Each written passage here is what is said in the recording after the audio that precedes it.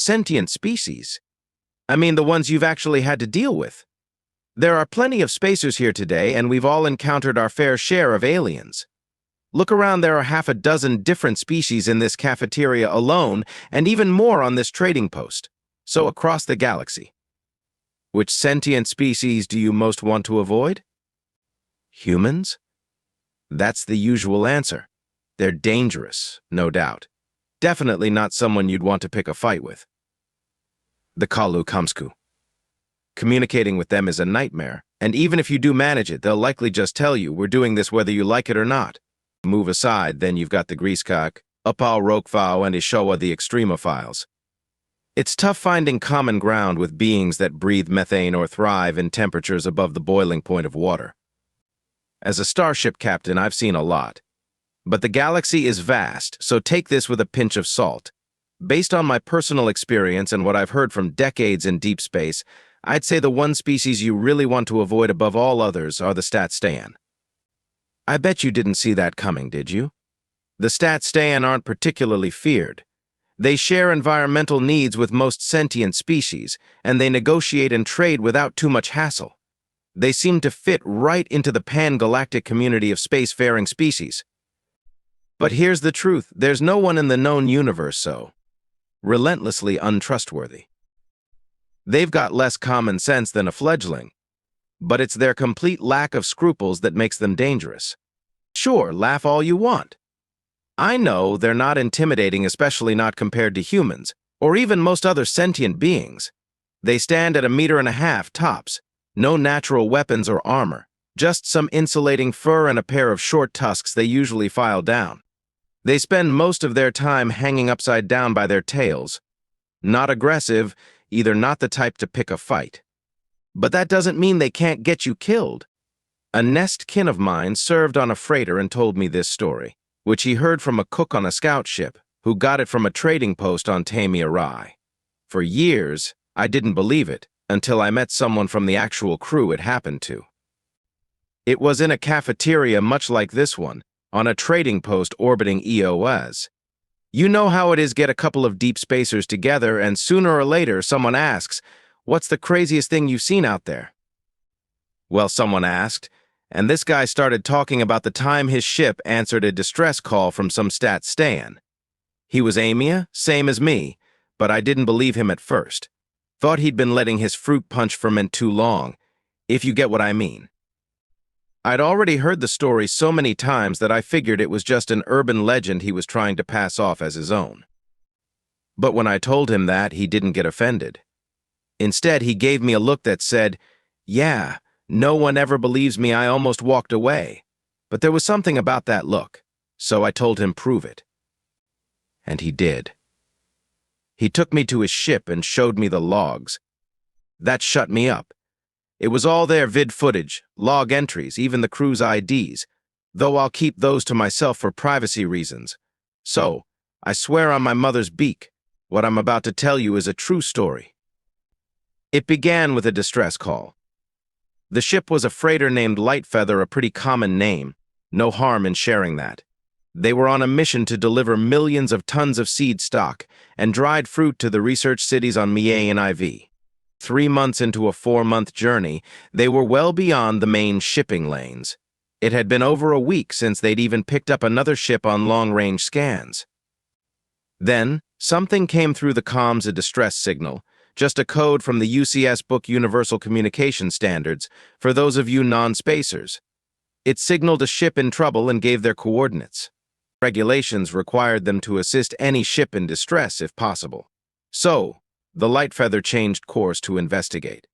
The captain, an old spacer who had spent years out in the deep black, would never leave a ship stranded, regulations or not. But when they got close enough to see the ship that had sent the signal, the captain almost turned them around. He recognized trouble. The signal had come from a Statstayan city ship. The Statstayan are highly social among their own kind. That is, they never leave their homeworld without bringing a sizable group. And by sizable, I mean thousands. Their smallest ships carry several thousand, and they're city ships. They can hold up to millions. This one was on the smaller side, about 5 kilometers long, probably a long-range exploration vessel, so its crew was only around 100,000. The Light Feather had a crew of just 23. All of them were Amia, so, as we like to joke, worth 2 or 3 of any other species.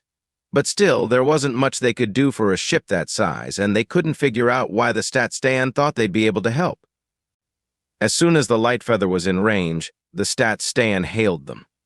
Desperate. Large sections of their ship had lost life support, and they'd retreated to their central nest chambers.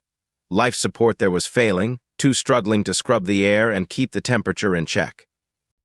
They still had faster-than-light capabilities, but they were so far out that they wouldn't reach a habitable world in time. They had nowhere to go. They wanted to abandon ship. All 100,000 of them. They'd given up trying to fix their systems and had decided their only option was to hitch a ride with someone else.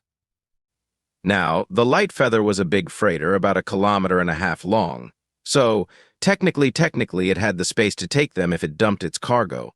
But even then, it would be cramped beyond belief. And jury rigging life support to handle an extra 100,000 beings was unlikely to end well, so the captain had to turn them down. Still, regulations and his conscience said he had to help in any way he could, so he offered to send his engineers over to see if they could fix anything, or if the Light Feather had any spare parts that might help. Here's where things start to go south.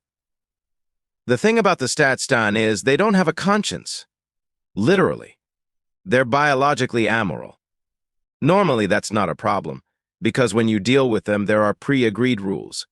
So the Statstan understand rules. They like rules and will follow them to the letter. So, if you want to trade, negotiate, or even just visit them, as long as you agree on a framework, you'll be fine. But if there's no rule against something, and they think they can gain from it, they won't hesitate to kill you and won't give it a second thought. They aren't an aggressive species, though. Their instinctive response to stress is to climb something and curl up into a ball, so you don't have to worry about them attacking you. But you'd better think long and hard before stepping onto their ship. Both the Amia and Statstan are ancient space-faring species, and they'd already established a protocol for answering distress calls. The captain reviewed the procedures. Everything seemed in order. Still, before he left, he gave strict instructions if they lost contact with the rescue team, the remaining crew was not to investigate. They were to send out their own distress call immediately. 12 Amia went over to the city ship. The captain, the safety officer, the medic, and 9 engineers. The first mate and cargo specialist stayed behind with 3 more engineers just in case. If anything went wrong, the captain wanted to ensure the Light Feather could still get home.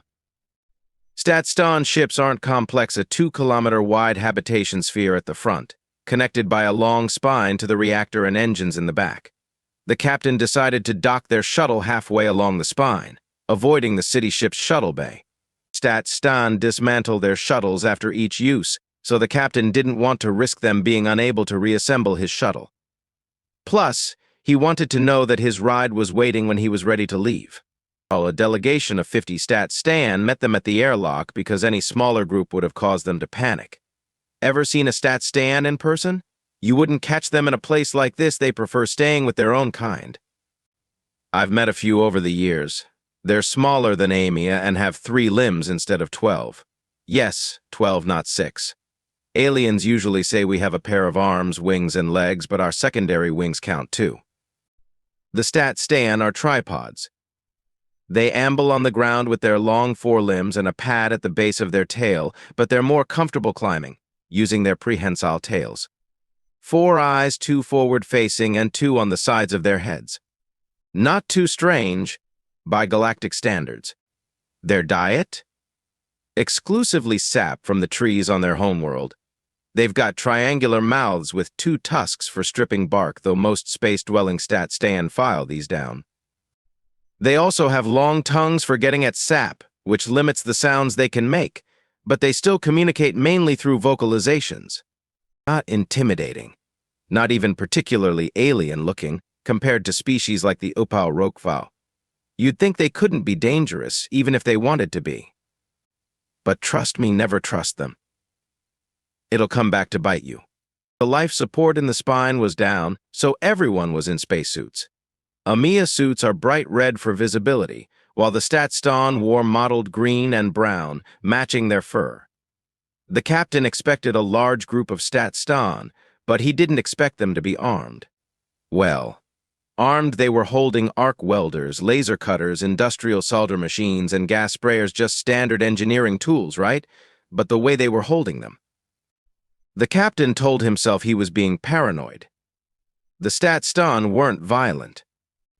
Whatever had happened to their ship, it had messed up their systems badly enough that even the lighting was out.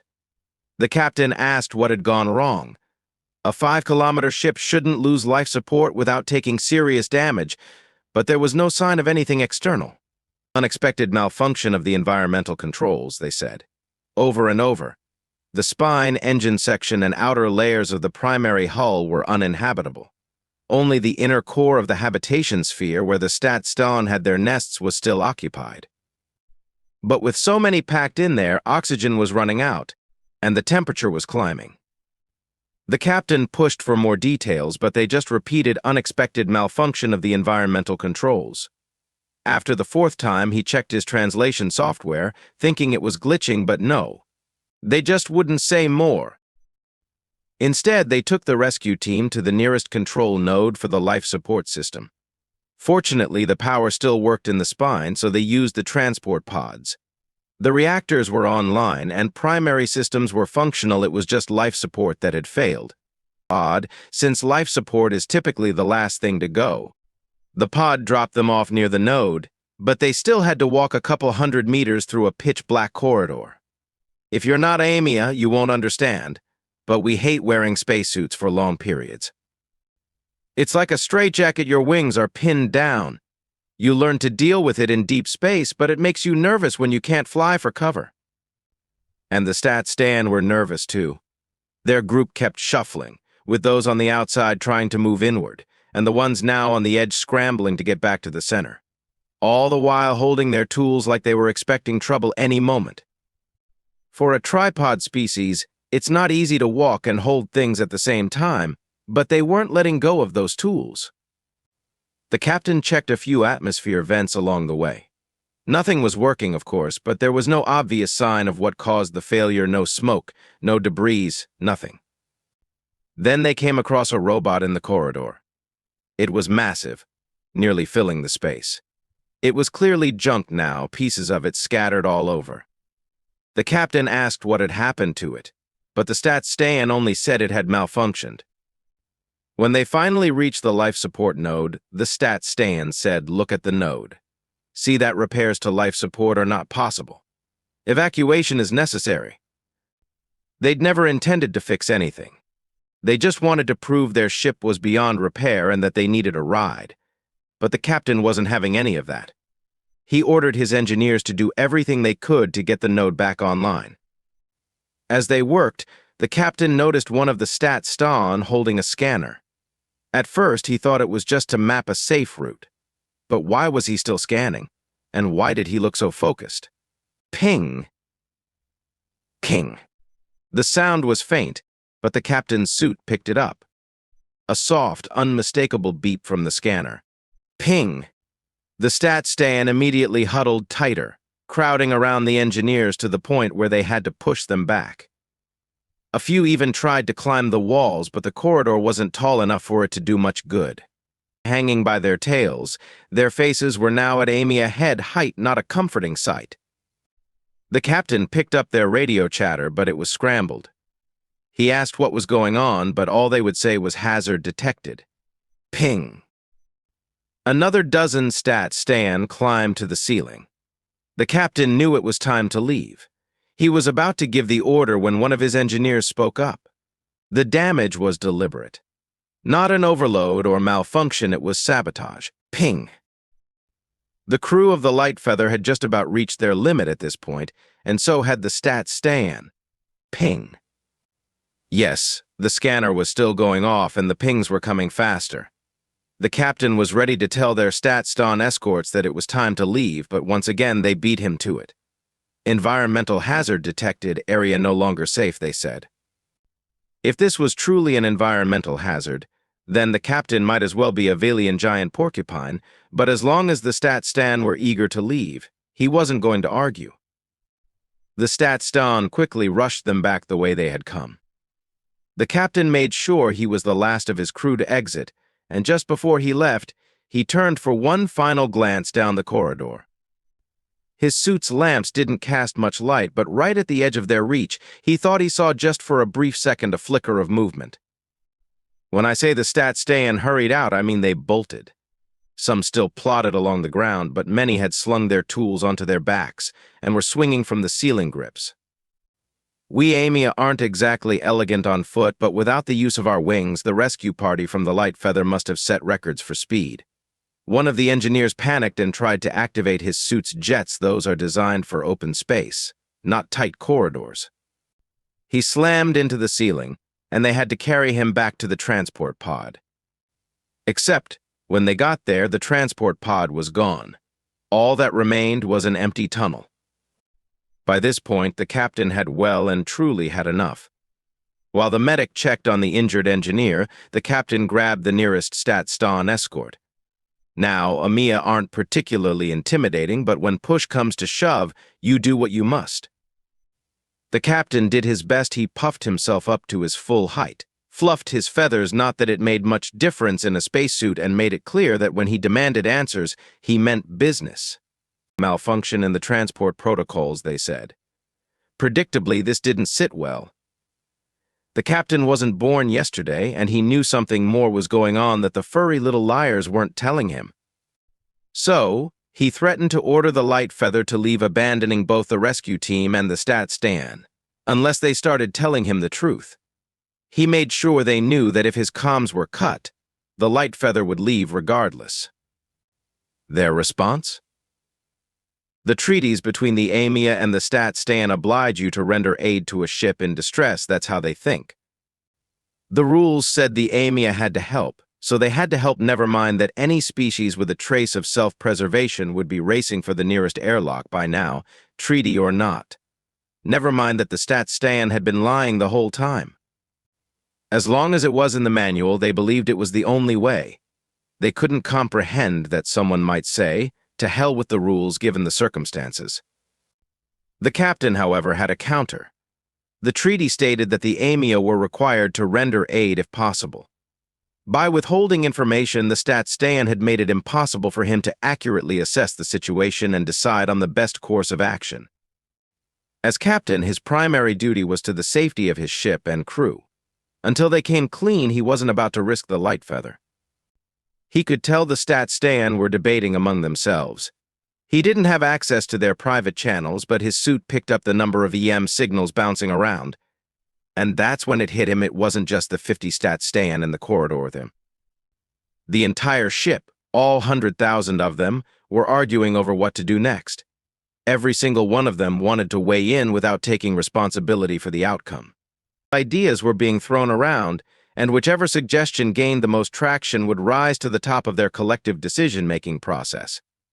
As long as it fit within their rules, it couldn't be wrong. No wonder they were in such a mess.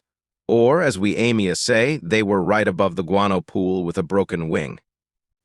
Did I mention the captain was done with their nonsense? Well, he was beyond done. He sent a quick private message to his crew to warn them that he was going offline for a few minutes. Then he jury-rigged his suit's radio to flood all frequencies at once. That got their attention. The captain cranked his speakers to maximum to cut through the thin atmosphere and prayed the Stat Stan's audio systems had translation software. The Stat Stan were on the edge of a panic attack after being cut off from their hive mind, so when they heard his voice, they actually seemed relieved. The first thing he told them was to stop polling the entire ship for advice. The Stat Stan and the Habitat Corps weren't the ones at risk of dying if things went south out here. The second thing he demanded was the truth, starting with what happened to the transport pod and working backward. The 50 Stat Stan with him hesitated, but without the interference of their entire species, they finally seemed more reasonable. They answered. The transport pod was withdrawn to maintain quarantine. Quarantine? You can imagine the captain's gizzard nearly dropped out of his boots at that. The immediate follow-up question, of course, was quarantine of what? The story that followed was a bit muddled since about 10 stat stan tried to explain it all at once, but the gist was clear. There was an alien life form on the ship. What kind of life form? Where did it come from? The only thing they would say was, species unknown. Origin unknown. Wherever it came from, once it got on board, it started killing. At first, the stat stan responded logically. They're an advanced species. After all, they should have been able to deal with a rogue alien. They modified some of their repair drones to carry improvised weapons. Their internal sensors weren't designed to track anything but environmental conditions, so they couldn't pinpoint the creature's movements. Still, they narrowed it down to certain sections, evacuated those areas, and sent in their AI-controlled repair drones to sweep and sterilize. The rescue team had already seen the results. Dozens of drones torn apart. The repair bots simply weren't built to handle that kind of destruction, and it became clear that the modifications they could make on board weren't going to cut it. Left with no other options, the stat stan decided to handle the problem themselves. They manufactured weapons based on their industrial tools and adjusted their scanners to detect changes in air currents and electrical fields, motion detectors, essentially. They armed themselves and formed teams of no fewer than 100 stat stan to sweep the ship for the intruder. The hope was that sheer numbers and firepower would be enough. But the alien tore them apart literally. It was strong enough to rip stat stan limb from limb, and fast, too. It always seemed to appear out of nowhere, strike, and vanish just as quickly. The remaining stat stan would hear panicked chatter from the group under attack, but by the time help arrived, all that was left were body parts and burn marks on the walls from weapons that hit nothing. Some stat stan always managed to escape after all. They knew how to run and hide on their own ship, but they were never in a condition to give useful intel. At this point, panic set in. The stat stan withdrew their search teams and evacuated everyone to the inner core. Then, they did what they always did when in doubt. They went back to the rulebook. Protocols for dealing with an alien infestation mostly referred to microbial threats, but the procedures included cutting off life support in contaminated sections as a last resort.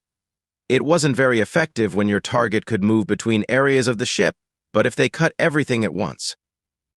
With everyone crammed into the inner chambers, they opened the entire outer layer of the habitat sphere, the spine, and the engines to the vacuum of space.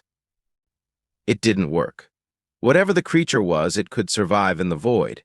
Of the first scout team sent to check the outer sphere after they repressurized it, only 10% returned alive. Desperation set in. The stat stan pushed their life support system to the brink, trying every combination of temperature, pressure, and gravity they could think of to kill the alien organism. The problem was that life support systems are designed to maintain a stable environment. They had to override or disable many safety protocols, and even then, the equipment could only be pushed so far. They managed to raise the temperature to somewhere between freezing and boiling and increased the gravity to 10 times the standard level. It still didn't kill the alien. All they succeeded in doing was wrecking their life support. So now they were stranded on a ship with failing life support, a predator they couldn't kill, and no hope. And they had invited the crew of the Lightfeather aboard without telling them any of this.